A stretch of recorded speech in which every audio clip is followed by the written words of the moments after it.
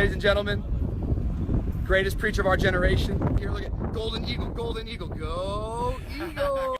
So, a lot of requests have been coming in from the Snapchat, and I finally got him to come on and appear. Clayton, is there hope for America? No. Oh, come on. Yeah, lots of hope, but it's only in Jesus. We rolling? Ladies and gentlemen, my friend Caleb Voth.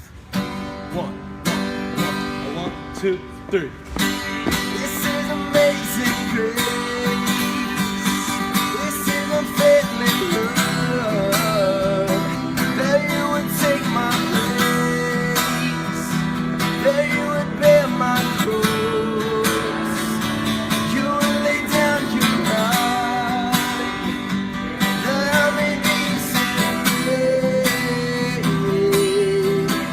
Oh, Jesus, I sing for all that you've done for me.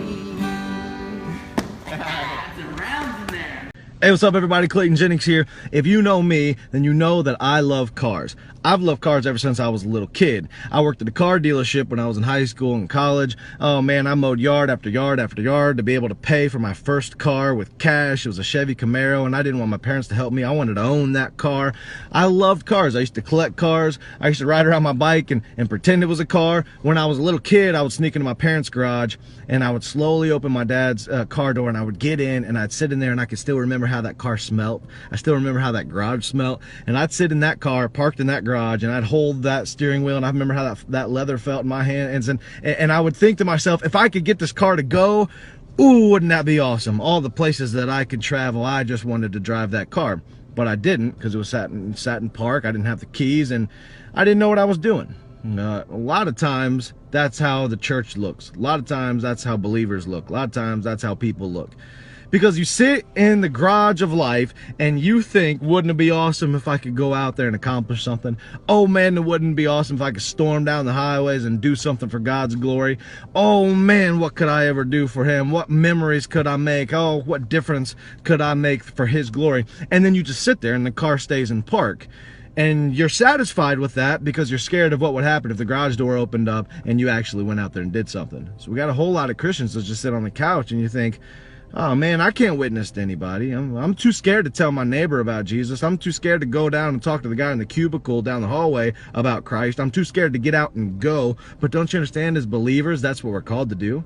We were never designed to sit in a car in the garage and think about what would it be like if I actually got out there and lived my Christian faith. No, Jesus said, go into the world and preach the gospel. Go make disciples. It's a green light. Go, go, go. He never said, sit still and then make disciples. Sit still and do outreach that way. He said, go. Now, what are you scared of? What do you fear? Because don't you understand that when you step out and do that, God will give you the words to say. God will be with you the whole way. And you might think when you go out, you're driving the car, but really He's driving the thing. And He's guiding you, and He's protecting you, and He's leading you. And that's how your relationship grows with Him, when you step out of your comfort zone, when you get out of the garage and you go. For some of you, God is saying, go. Go tell somebody. And I don't know who that person is, but you do. That neighbor, that family member, that old friend. Go and tell them about Jesus. Go and accomplish that goal and that mission that He's put before you, and go with the call that He has on your life, and stop sitting in the garage in complacency, because God wants to use your life.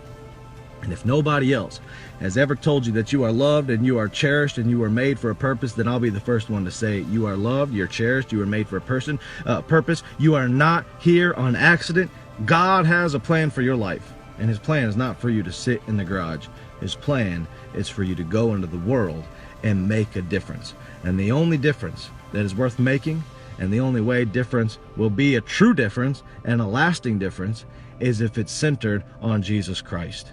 Tell people about Jesus, live for Jesus, go into the world and make a difference for God's glory. God bless you all. What's up everybody, Clayton Jennings here. I'm on the road right now headed to Oklahoma. Got my brother Blake Whiteley with me.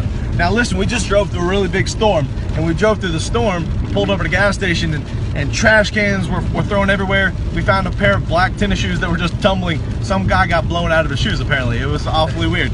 And now we're headed through the storm, headed to Oklahoma. Now I was holding on to my hat so it didn't blow away. Blake's hat did blow off, but he ran it down. But I'm reminded of this, having this hat. Some guy was watching me as I was pumping the gas, holding my hat, and what's up with the hat, right? That's what everybody asks. What's up with the hat? Why do you wear those hats? Who got you started on those hats? Well, my grandpa did years ago when I was a little kid. And a lot of you know my grandpa. He's known far and wide, Dr. Don Jennings. He preached around the world at revivals, was the president of Christian College, on committees and elder boards at big ministries, and pastored many large churches. Just a staple of what God can do and God's grace in an ordinary man's life. But what I love so much about Pop isn't what other people see. It's the fact that he knows and follows Jesus on a deeper level. I also really like the fact that he isn't afraid to wear crazy hats. Ever since I was little, Pop's had a bunch of wild hats. Now, one time, Pop was in one of his crazy hats, and we were walking up the side of a mountain in Hemet, California. He used to live out there. And as Pop and I walked up the side of that mountain, and I'm following him in his big hat and his cane, we got up to the top. At the time, now we're talking about 10 years ago, I was really searching for what God's call in my life was. I wanted to know, and I was saying, God, what is it? What's the future hold? And I wanted to know, where are you taking me? What's my career going to look like? Is it ministry? Is it this? Is it that? Show me, God. And Pop knew that, and as a grandpa, he wanted to take something like a walk up a mountain and use it to impact my life. We walked up this mountain, we got to the top, and I remember Pop pulled me aside under his big hat, and he said, now look out over all that, son. I did. He said, could you see all of those things when we were at the base of the mountain? And now when we looked out at the top of that mountain, and there was a big cross driven into the ground, we're standing next to the cross, we're looking out, he said, could you see all that? And what he meant was, could you see all the homes? Could you see all the roads? Could you see all the fields, the businesses? Could you see all of those things when you were on the ground? I said, no, I couldn't. And Pop said to me, notice how elevation changes perspective.